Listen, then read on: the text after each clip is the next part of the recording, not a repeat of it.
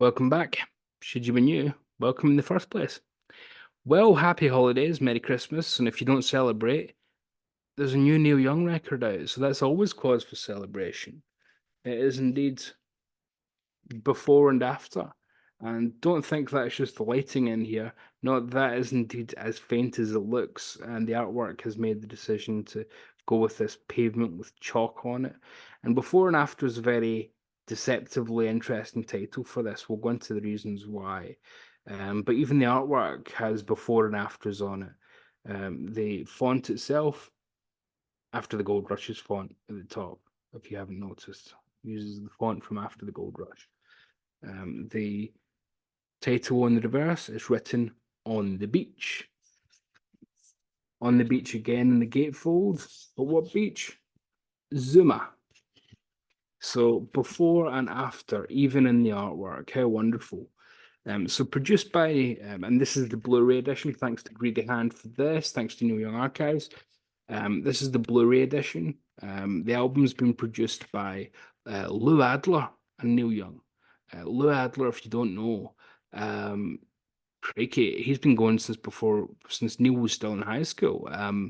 He wrote, don't know much about history, don't know much biology for Sam Cooke.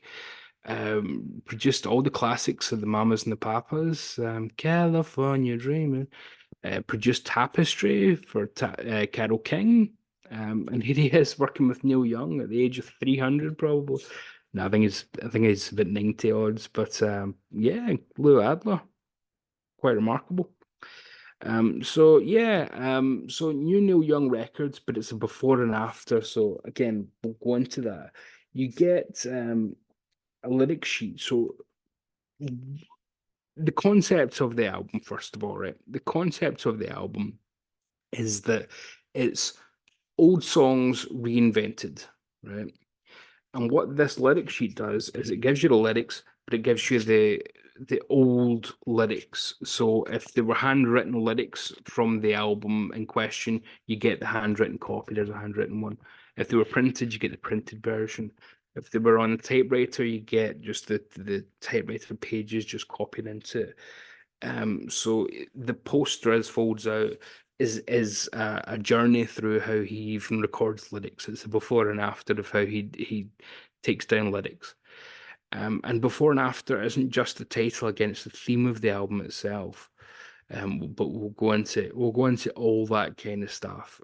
There's the most famous quote from Neil, I think, for fans when he was heckled on, was it Year of the Horse? All your songs sound the same. And Neil responds instantly, it's all one song. It's all one song. And so it proves to be here. Um, Paul Simon released a record this year, which I reviewed on the channel called Seven Psalms. Great record, which was all new songs. But Neil, what he's done here is he's taken live recordings from recent tour. Doesn't credit any one place. It just says recorded in the US and the credits. And he has stripped away as much of the audience as possible. You can still hear them slightly in places, and essentially made a recorded live, but as close to stripping away the live setting as possible. So a bit like Rust Never Sleeps, a bit like Life, a bit like Time Fades Away. So he's going back to that approach again before and after. Right? So again, we're going to come back to that theme over and over. How Neil's doing something old on something new. Even mixing it with Nicol Bolas, the volume dealers, before and after. So Neil calls it Songs from My Life, recently recorded, create a music montage with no beginnings or endings. And the press release that we received from it said, new, the feeling is captured, Neil's quote, the feeling is captured, not in pieces, but as a whole piece designed to be listened to that way. This music presentation defies shuffling, digital organization, separation, only for listening. That says it all. Doesn't quite say it all because it said it's not for digital organization. You do get a high res download if you order from the Greedy Hand store. But yeah, essentially what it's saying there is it is one song, it's one track. That's how it rolls on the album as well. It's one track, one 47-minute piece. You're supposed to listen to it as such. It's not supposed to be, oh, I'll stick on track six. Oh, I'll jump to my favorites. It is supposed to be a sit down, and if you've not got 47 minutes to listen to it, then don't put it on. That's really the intention of it. It's a mood piece, which has been curated by Neil to be well, a journey through the past for another before and after. And it kicks off with I'm the Ocean from Mirrorball, the album that he did with Pearl Jam in 1995. Wonderful lyric. People my age, they don't do the things I do. They go somewhere while I run away with you. Which, when it was sung in a grungy version with Pearl Jam, kind of gets buried a bit. But when Neil's singing it solo acoustic, takes on much more of a a pain to the audience, to life, to love, to nature. You can read a lot more into it when he's singing it so delicately and with much more abandon, without the grungy overtones of Pearl Jam being there. So it loses the defiance of the original, but takes on wonderful, fresh new meanings. Home Fires is a song that we heard on Archives Volume 2, a few years ago now. And what that does is it pushes his upper register. And Neil doesn't go in and overdub any bum notes. Not that there's many, by the way. There's only a couple of times where his voice cracks or the like. But he doesn't go in and overdub them. He lets them stay there. It's, pardon the pun, ragged glory. Oh, I suppose that's another before and after. But it lets it just hang in the ether.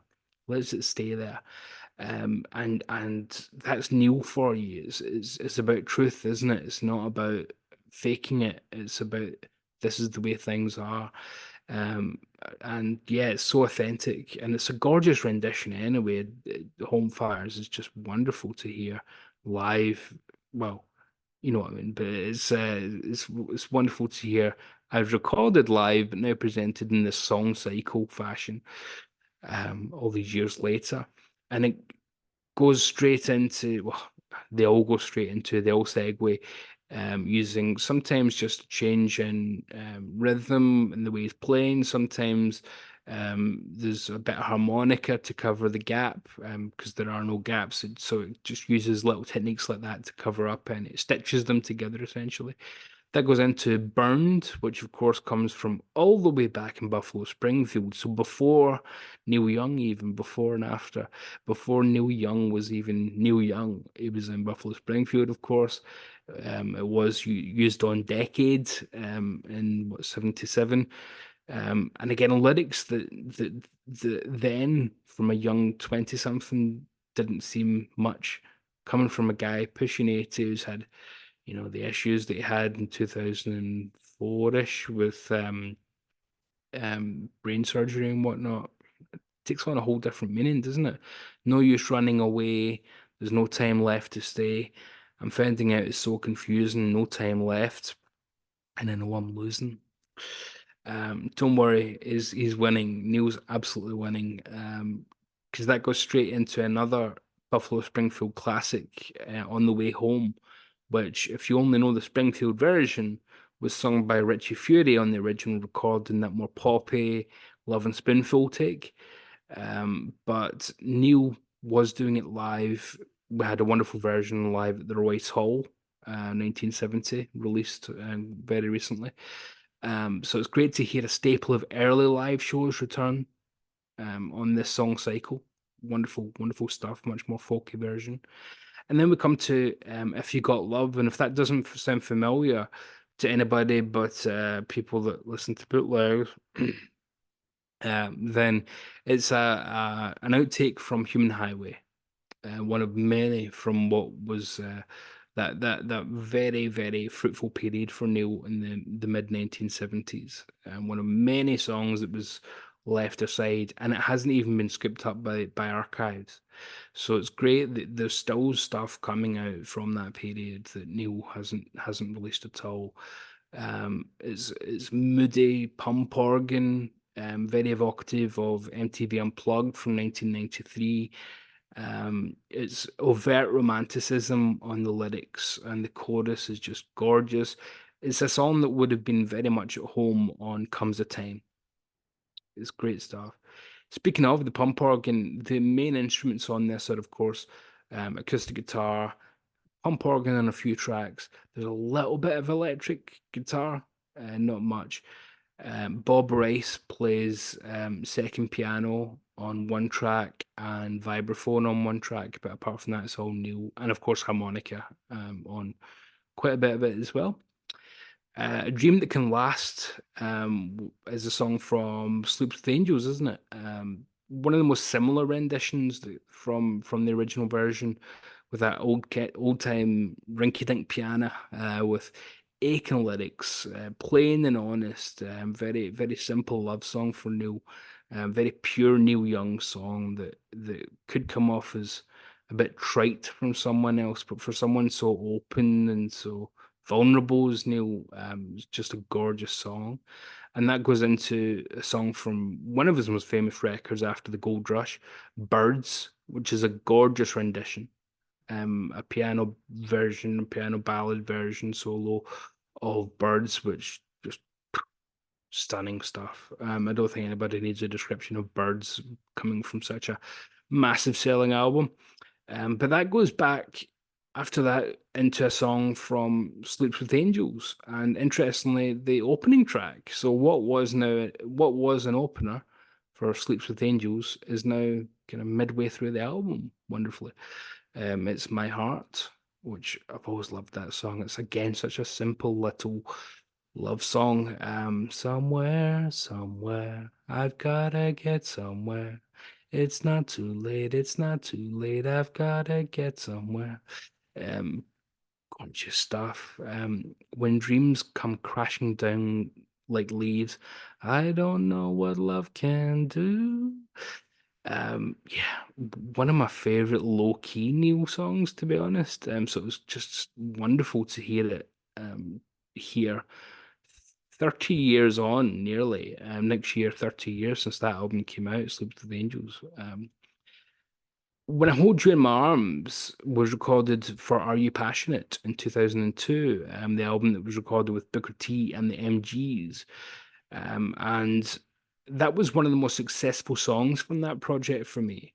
It had a wonderful soul ballad vibe, but this takes that away by taking away, obviously, Booker T's organ playing, and Neil instead goes in on the piano, of course, and it turns it into a much more affecting ballad, much more Neil Young-ish ballad, rather than sounding a bit like Neil joining the MGs. Because we won't go into it. Check my review out of Toast, but that project, Are You Passionate, was a kind of hodgepodge of things and wasn't originally as intended due to personal circumstances at the time with Neil. Won't go into that here. It's on my review of Toast, but between Toast, given as the original version of most of that album, and now another version of When I Hold You in My Arms, sorry, Are You Passionate? You're becoming more and more irrelevant as the time goes on because this is just gorgeous stuff. It's just beautiful when I hold you in my arms. And again, to hear Neil singing, the older generation got something to say, but they better say it fast or else get out of the way. Neil's got plenty to say, and he says it, leading to clickbait headlines from a lot of crappy outlets. But yeah, it almost comes across as a call to arms to fellow boomers, if you will, to use that awful term, saying, what have you got to say? Stand up with me. Let's take a stand. Because there's certainly a lot that needs to be stood up for these days, isn't there? That goes into Mother Earth, Natural Anthem, which of course came from Ragged Glory. And it's a complete reinvention, a total reinvention. What was a heavy, crazy horse song, really moody and crazy horse vibes all over it, with really tight harmonies though. It's now delicate. Harmony goes out the window, or the original harmony goes out the window, and Neil comes up with a slightly different melody for it. And it's a solo organ piece rather than solo piano, which gives it a different vibe from a lot of other places on the album, but it's not pump organ, it's more just regular organ. It's wonderful stuff. It's one of those beautiful things he's released in years. Normally, this is where I'd say check out that one track if you have to check anything out, Mother Earth, but Neil doesn't want you to do that. So I'm just going to say check out that part, but certainly check out the whole thing. So when it comes to Mother Earth, from Ragged Glory being reinvented, it's so successful. It's gorgeous stuff. Taken on its own merits, it's one of the most beautiful things I've heard from Neil in years. Stunning stuff, and that's saying something. Which goes into one of his most famous songs next, probably top five, Mr. Soul, a song that's stuck with him since the Springfield days when it was on Buffalo Springfield again. A staple of live shows from various eras. He's recorded it again for studio album like Trans. He recorded it for for of course Neil Young MTV Unplugged. What was he going to record it for Eric Clapton MTV Unplugged? Um, but yeah, so it's a different version of Mr. Soul though. It doesn't just do the pump organ version from MTV Unplugged. It is an organ version, but it's not just a pump organ version. It's a much moodier, darker, desolate take on Mr. Soul even. So it's a reinvention again. So we're getting reinventions of reinventions, which before and after. Wonderful.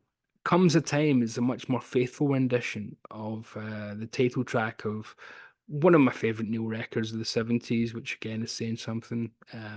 On the Beach will always be my favorite, but comes a time this whole world keeps spinning round. It's a wonder tall trees ain't laying down. Faithful rendition of a total classic. And it's great to have that more faithful version because we're coming to the end, so it kind of galvanizes you into a bit the way like a crowd pleasing encore on the way out, you know. And then it ends with something rather poignant for me, to be honest, and the channel to be self-indulgent. Don't Forget Love, which of course is just a gorgeous song anyway. I think it was the first song released from Barn, that we got to hear. And it's a perfect message to bring us home to don't forget love and times like these, which yeah, it can be easy to do, so just don't. Again, it could be very trite in someone else's hands, but coming from Neil, it's just aching, gorgeous, stunning. And the part about the channel, well, if you'd have told me when I recorded my first review for the channel, which was for Neil Young's Barn, that 2 years later I'd be sitting having reviewed, gosh, all those Neil projects in between, loads of other stuff. I'd be getting things sent to me from the archives team for review. I'd be in Record Collector magazine. Check out that video on the playlist for Neil. If you haven't seen it, with a double page spread talking about Neil and my collection, and more importantly, I didn't really like that part showing the collection, but they wanted photos. But more importantly, talking about my passion. Are you passionate? Yes, indeed. Talking about my love for all things Neil. So yeah, so it was lovely for that to round it off. So a song from the first thing I reviewed on this channel by my favorite artist is the way that the album ends. Or I guess it doesn't end because it's a cycle, it starts again. So, you know, it's all one song as it stands. So yeah, gorgeous stuff. Absolutely gorgeous. It's not designed for newbies or for you to be able to just dip into for the more casuals. If your cousin you want to get them into Neil, yeah, still give them Harvest or something like that. If they like heavier stuff, give them Ragged Glory. Give them Sleeps with the Angels. If they're If they're Gen Xers, give them Mirror Ball because they like Pearl Jam. Do anything you want to do with that kind of stuff. But for us fans, for people that just love Neil, for people that love the more um, introverted Neil who wants to share that with us, which is a kind of oxymoron. I want to go on that journey through the past with Neil. This is just ever more poignant. The bigger the fan you are, the more you're going to take from this, I think. I mean, it is a 100% accessible album anyway, because the songs are just so gorgeous, so universal, and the playing is so welcoming and warm. The recordings are wonderful. They're a little bit ragged, as I said, but that's exactly what you want in this kind of thing. I mean, there's a Dolby Atmos mix on the Blu-ray, but recently I got Peter Gabriel's new album, I.O., and that is perhaps the most stunning Dolby Atmos mix I've ever heard for anything. It's 100% amazing. And a wonderful collections of songs. I just didn't review it because he's released them month by month for each full moon. So people have been able to listen to it all year. So what you don't really need anybody to tell you if it's worth it or not when it's been out all year. Um, but maybe on the end of year list, who knows? Um, so we do get a Dolby Atmos mix of this album. It's not that Peter Gabriel thing. It's not, wow, this is blowing away my soundbar. This is stunning stuff. What it is though is just that bit more immersive. It makes you feel like you're sitting there by the campfire with Neil as he's playing some of these. You can hear the crackling fires, you know. Um, Almost a bit like his Campfire recordings that were released on I can't remember the name of it now, but it was that, and then it came out on DVD as well from Greedy Hand. Um, he released lockdown songs recorded literally by the campfire. So it's got that kind of vibe to it where we're on a journey through the past with Neil as he takes us on it, but it's before and after. So the important part to remember is, yeah, we've gone on that journey, and it is all one song, but it's still going. We're heading into Archives 3 in a few months, and there's a million and one things still to do. And hey, you know, there's just there's always so much great stuff coming from Neil. And Neil, long may you run, to be rather cliched about it. Folks, thanks very much. I hope you've had as much love with this already as I've had. And if not, check it out. But hey, so once again, happy holidays and a Merry Christmas to those who celebrate. If you don't, just celebrate this because it is the magnifique, folks. Thanks very much. And yeah, comments, complaints, suggestions, state them below. And I'll see you next time. Take care.